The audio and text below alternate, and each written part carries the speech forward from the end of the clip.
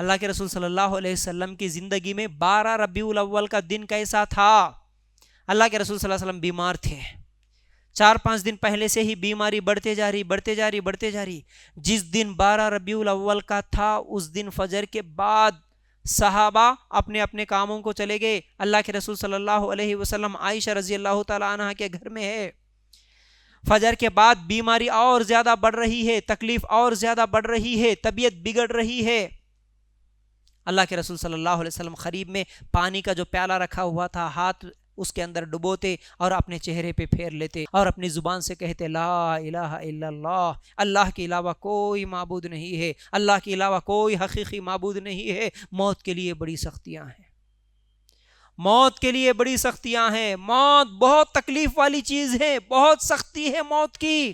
آج یہ آپ ذہن میں رکھو تھوڑا سا، جس دن آج صبح سے ہی چیخنا، چلانا، پکارنا، ناچنا، یہ تمام چیزیں کر رہے، نئے کپڑے پہننا، شربتیں، دعوتیں کر رہے نا، اس دن اللہ کے رسول کا کیسا تھا یہ میں آپ کو سنا رہا ہوں.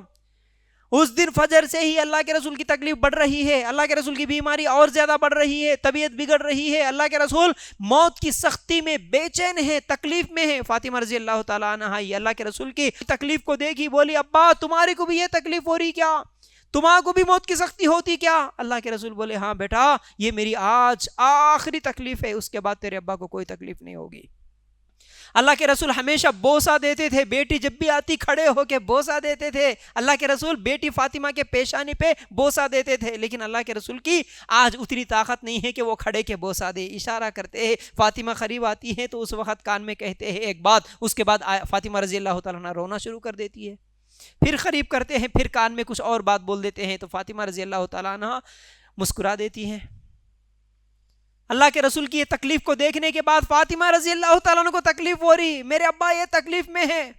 اللہ کے رسول صلی اللہ علیہ وسلم اسی حجرے میں ہے، عائشہ رضی اللہ تعالیٰ عنہ کے گود میں ہے، سینے سے اللہ کے رسول صلی اللہ علیہ وسلم کا سر لگا ہوا ہے. عائشہ رضی اللہ تعالیٰ عنہ کے بھائی عبد الرحمن اس حجرے میں آتے، کمرے میں آتے، مسواک کرتے ہوئے آتے. اس مسواک کو اللہ کے رسول صلی اللہ علیہ وسلم دیکھتے ہیں.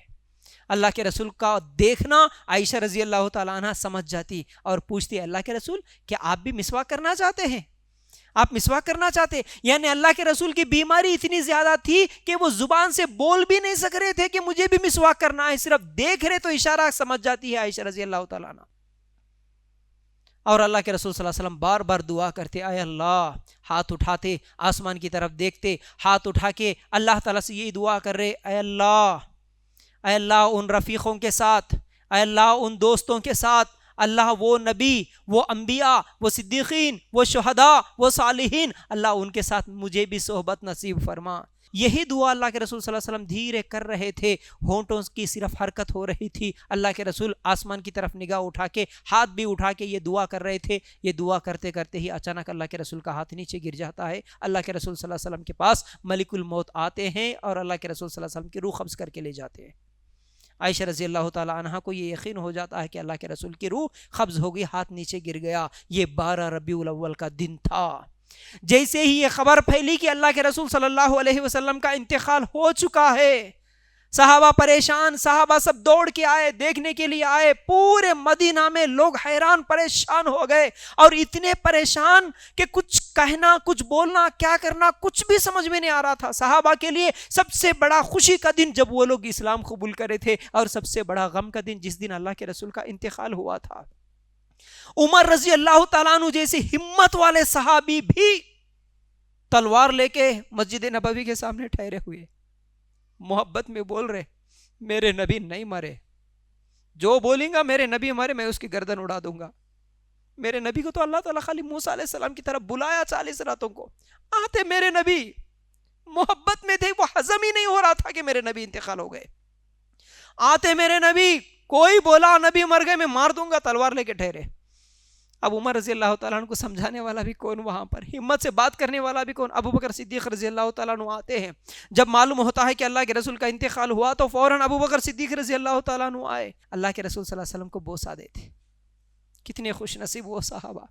اللہ کے رسول صلی اللہ علیہ وسلم کی لاش ہے گھر میں عائشہ رضی اللہ تعالیٰ عنہ کے. ابو بکر صدیق رضی اللہ تعالیٰ عنہ آئے اور چہرے کو بوسہ دیے اور اس کے بعد باہر نکلتے ہیں عمر رضی اللہ تعالیٰ عنہ کے سامنے یہی وہ آیت سورہ آل عمران کی آیت نمبر 144 تلاوت کرتے. کیا بولتے؟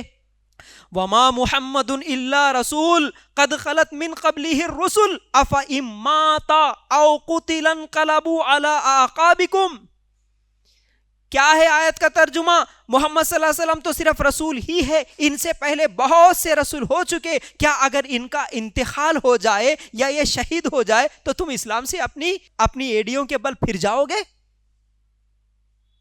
اگر نبی کا انتقال ہو گیا تو کیا تم اسلام چھوڑ دو گے؟ یہ آیت تھی. جیسے ہی یہ آیت سنے عمر رضی اللہ تعالیٰ عنہ تلوار چھوڑ دیتے ہیں. کہتے ہیں مجھے ایسا محسوس ہوا کہ شاید میرے پیروں میں میرے جسم کو اٹھانے کی طاقت نہیں رہی.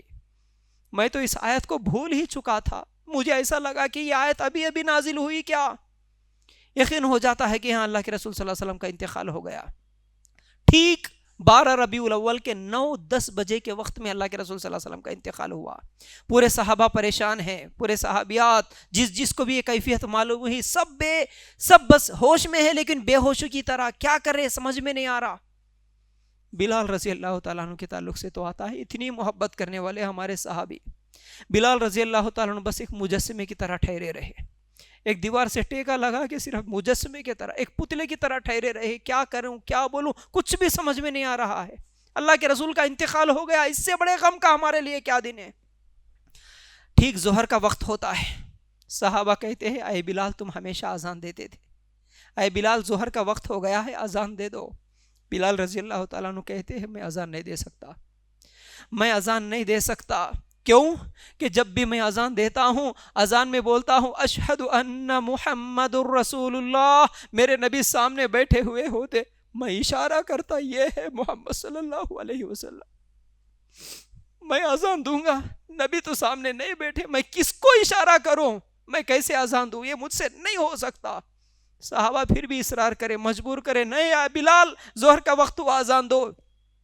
اذان دینے کے لیے بلال رضی اللہ تعالیٰ عنہ چڑھتے، اللہ اکبر اشہد ان لا الہ الا اللہ اشہد ان محمد رسول اللہ بولتے ہوئے سامنے مسجد نبوی میں جس جگہ اللہ کے رسول بیٹھتے وہاں اشارہ کرتے. نبی کو وہاں پر نہیں پاتے، نبی دوسری طرف لاش بن کے ہے. عائشہ رضی اللہ تعالیٰ عنہ کے حجرے میں ہے، اللہ کے رسول سامنے نہیں دکھے تو بے ہوش ہو کے گر جاتے ہیں بلال رضی اللہ تعالیٰ. اس وقت صفیہ رضی اللہ تعالیٰ عنہ اللہ کے رسول صلی اللہ علیہ وسلم کی پھوپھی کہتی ہے اے لوگوں جو بھی رونا چاہتا ہے آج رو، آج رونے کا دن ہے. اللہ کے رسول صلی اللہ علیہ وسلم کو 3 دن کے بعد دفنایا جاتا ہے. دفنانے کے بعد انس رضی اللہ تعالیٰ عنہ مٹی ڈالنے والے لوگوں میں سے مٹی ڈال کے واپس آتے ہیں. فاطمہ پوچھتی ہے اے انس میرے ابا کے جسم پہ مٹی ڈالنے کی ہمت تجھے کیسے ہوئی؟ کیا تیرے دل میں ملال نہیں ہوا؟ تو صحابہ رو رہے، فاطمہ رو رہی، حسن حسین رو رہے، عائشہ رضی اللہ تعالیٰ عنہ رو رہی، ابو بکر عمر رو رہے، بلال رو رہے، سب کے سب رو رہے ہیں. صحابہ اس 12 ربیع الاول کے دن آج مسلمان جشن منا رہا، آج مسلمان ناچ رہا، ڈانس کر رہا، خوشی منا رہا. یہ میلاد النبی ہے، یہ مسلمانوں کا طریقہ ہے. کیا دن تھا اللہ کے رسول صلی اللہ علیہ وسلم کا جس دن انتقال ہوا. صحابہ کی حالتیں کیا تھی اور آج ہم کیا بنا دیے اس دین کو. کیا کر رہے ہم، کیا جواب دیں گے کل قیامت کے دن. تو یہ میلاد النبی کی حقیقت کم از کم اتنا یاد رہے کہ جس دن میرے نبی مرے اس دن میں خوشی مناؤں. یہ کیسے جائز ہو سکتا؟